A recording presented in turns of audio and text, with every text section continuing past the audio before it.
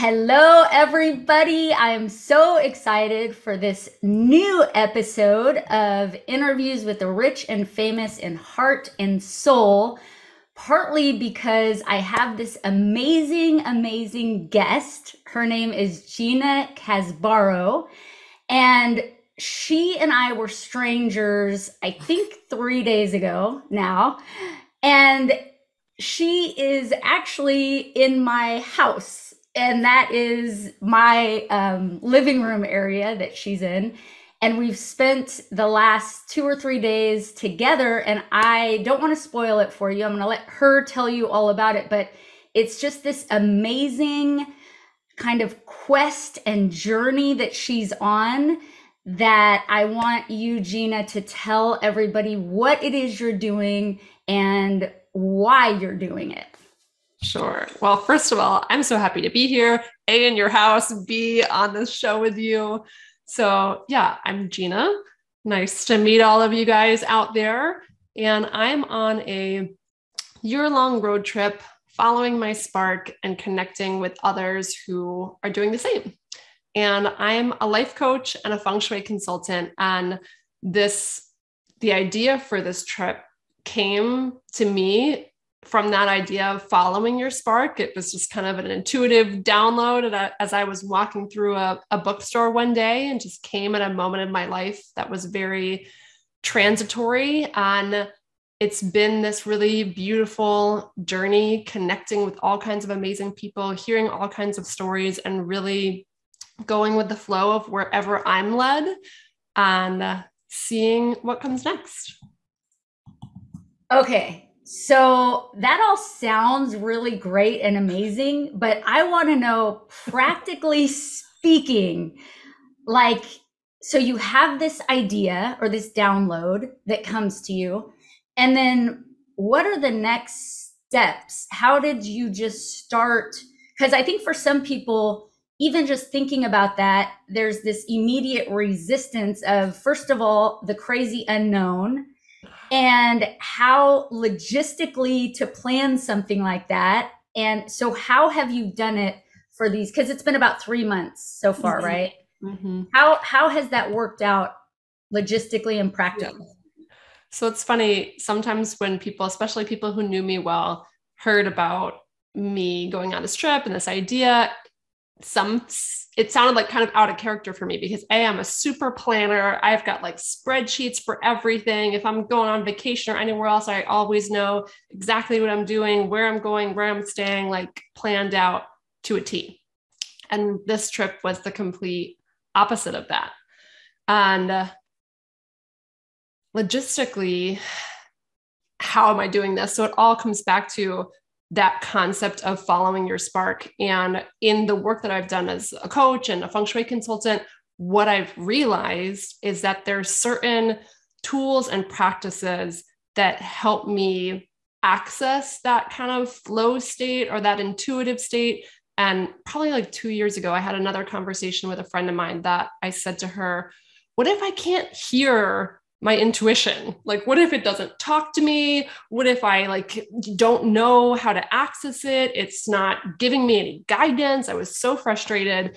And I eventually realized that these are muscles that I could strengthen and practice just like anything else. As if I was training for a marathon or, working out my body, I could develop these strengths. And I actually, because it's so important to me, created my list of my top 15 favorite transformational tools. And that's one of the first free resources I share with people if people are part of my community and join my email list, and we can share that if you're interested in that. But really tapping into these tools and practices that I know help me get into that flow state helps me just follow one step at a time and not be so attached to having to have it all planned out and knowing exactly how it's all going to turn out. So hopefully that answers your question. Okay, it does. And I don't want you to give away all your 15 because we want people to go and connect with you. But give us maybe one or two of those things that have helped you, some practical tips and tools for living from a place of flow and intuition, because that can be very scary. So what's what's the top one for you that you found to be helpful? Top one, I mean, that's tricky because I use them all at different points, but one thing that's so simple that I go back to pretty much daily is go for a walk. Like if I'm trying to figure something out and plan something and researching and the flow, I don't know what the idea is. I don't know what to do. I'm too much in here trying to figure it out. I just go for a walk. And normally within a half an hour, 45 minutes, some idea has come to me. Something of like, oh, I could call this person, or I could research that, or I could go down this path. It's just without the phone, without trying to figure anything out, just letting my body kind of process things and seeing what comes up. So a very almost like, would you call it a walking meditation in a sense? Or do you just say, I'm just going to walk, I'm going to move my body and see what happens? Yeah, it's more of I'm just going to walk. Like I'm not focused on my breath. It's not necessarily like a mindful walk, which I might do at other times. It's really just, I'm going to go outside. I'm going to go for a walk. I'm not listening to music. I'm not listening to a podcast. Just that act of being in motion and being outside, breathing fresh air, being in nature. Something about that combination helps get the thoughts flowing. I love that. What's one other thing for people that feel or who feel stuck? Whether that be in fear or just complacency, but just feel stuck and kind of trapped. Is there any other thing that comes to your mind that could help somebody like that just even get that first little tiny baby step going? Yeah, a couple of things. One of the first things that came to mind and what sparked the idea for this trip. So bookstores are my happy place. I love them. I've always loved them. As a kid, I've loved them. And I'll just go get lost in the aisles and kind of wait until one book jumps out at me. And a year and a half ago now, when I was feeling stuck, and I was originally in this place where I was looking to purchase a house in Baltimore, thought I was going down this one path and nothing was working out. And I was just like, what I'm, feeling stuck. What do I do next? And I was like, well, let me let that thing go, that the house that I'm trying to figure out, and let me just be in a different environment. So I went to Barnes and Noble, roaming the bookshelves, and this book jumped out at me, To Shake the Sleeping Self by Jedediah Jenkins. And it's all about this man taking this bike pilgrimage. And that's when the idea came to me for this trip. So I wasn't trying to figure out the house thing. I wasn't trying to figure out what was next. I went somewhere that I love. And for me, it's a bookstore. For you, maybe it's the ocean, or maybe it's some, a tea shop, a coffee shop, some other place that's your happy place. And seeing what jumps out at you, whether it's a book or whether it's an image of something that reminds you of an idea you had or something else. Just take yourself to a different environment, let go of whatever the thing is that is making you feel stuck at that moment, and see what you're drawn to that might spark an idea for you. Ooh, I love that. So this concept of kind of release and surrender, letting go, which is so hard for a lot of us because we just want to kind of cling, cling and more clinging. And yeah, there's something beautiful about that place of surrender. And that, like you were saying, is when a lot of times things will come to you, just almost like this magic, oh my gosh, where did that come from? That's amazing. Now, quick question on during these last 3 months, what has been an experience that is either just like super insightful or really cool, or something that you've learned that you didn't know before? What comes to you, just pops in your mind as far as something that you've learned, some new insight that you've gained just in these last 3 months? Mm-hmm. Well, the first month, I started out in Detroit. I was in Detroit for 3 weeks and traveling different places and kind of filling my days with meetings and all kinds of things. And the first message that really came to me is the importance of making space for space. That it's so easy, whether you're on vacation or a trip or any, daily life, to just cram your schedule back to back, fill up your days.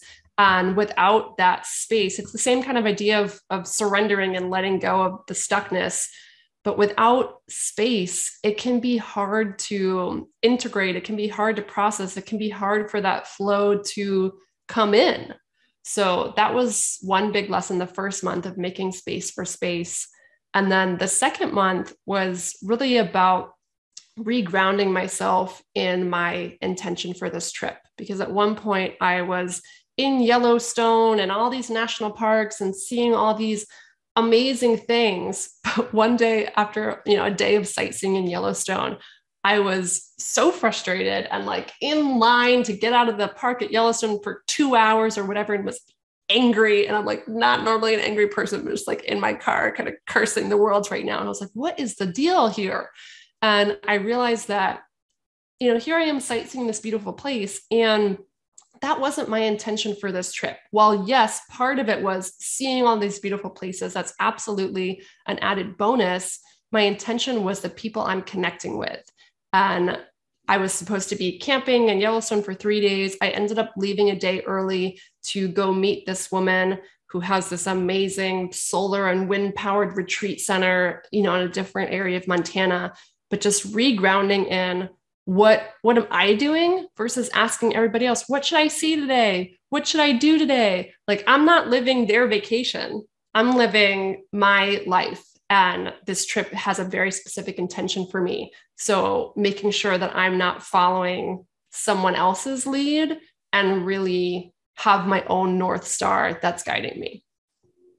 Oh, that is beautiful. Like, really being in tune with yourself, which a lot of times is difficult because we will get distracted, or the outside world and people are saying this, and we make that what it's about, instead of, I love how you went back to, okay, let me get grounded.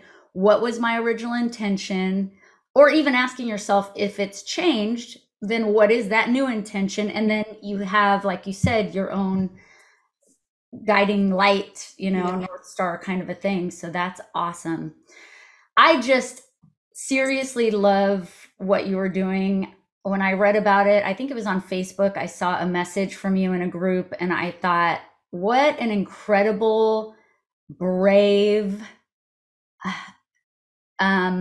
soulful woman to put herself out like this. And I mean, it takes some deep purpose, I feel like, and intentionality, and this deeper knowing that you have. And so I was super impressed and just thought, in any way that I could be of service or just get to know you, I would love to. So I love that you're in my house right now, and we're gonna have a good dinner tonight and do some fun things tomorrow too. But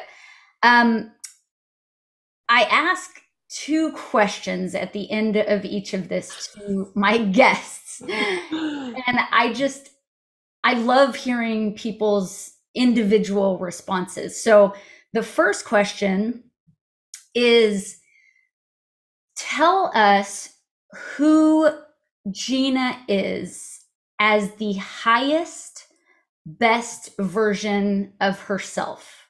So, without all the crap that's put upon us in life, and the trauma and the fears and all the different things, describe who Gina is as like the truest, brightest, most beautiful version of yourself possible. Well, a couple things come to mind. One is that my grandmother, when I was young, very young, used to call me a minx. And for me, that idea is like this playful, joyful, happy, spirited, being. And I think at the heart of me that's part of it. Just that joy, that light, that carefree, being. And another part, a couple years ago at this personal development thing, we were getting connected to our purpose in the world. Who are you here to be? And what came to me is I am here to spark a tidal wave of transformation. And what that means to me is, I'm not the tidal wave, I'm a spark in my own self. And how can I live into my own truth so that I might be able to spark, encourage other people around me to do the same. So I think when I'm not weighed down by the mind drama and the inner critic and everything else, that's probably who I am at my heart.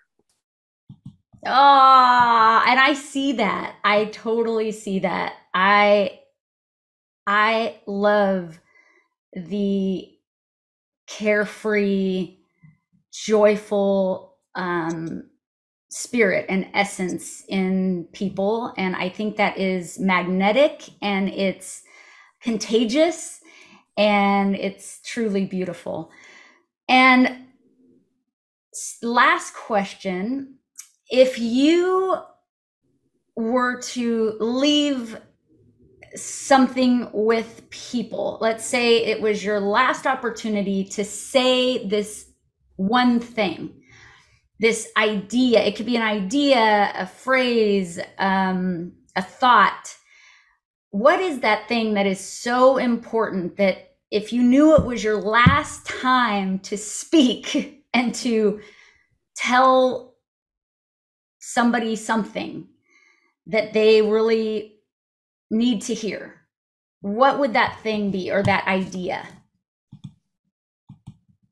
I would tell them that your worth is not determined by your work, by your output, by your productivity, by your achievements, and that you are worthy right now. You are valuable right now. And to not forget that is probably what I would tell them. That you are enough.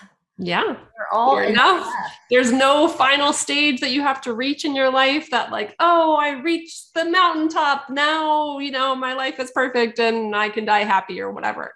That you're enough right now. Whatever you've accomplished, not accomplished, it's not about any of that. It's about just being you, and being you is enough. And there's nothing else you have to do to be worthy or valuable or enough. Oh, I love that. And the joy of the journey, like you were saying. Enjoy the ride. Totally. Oh, that is so good. Okay. Tell everybody where they can find you. Tell them about your podcast, tell them all of that good stuff before we wrap up. Yes. So you can find me at ginacasbarro.com as my website. And those tools that we were talking about, you can access at ginacasbarro.com/transformational tools. You can find me on Facebook by my name. You can find me on Instagram by my name. And the podcast is called Follow Your Spark. So Apple Podcasts, Pandora, Spotify, all the things. Look for Follow Your Spark and you can find me there. Yay, follow your spark, everybody. We love you. Mwah. Thank you, Gina. You're the best. I'll see you in 1 minute. Thanks.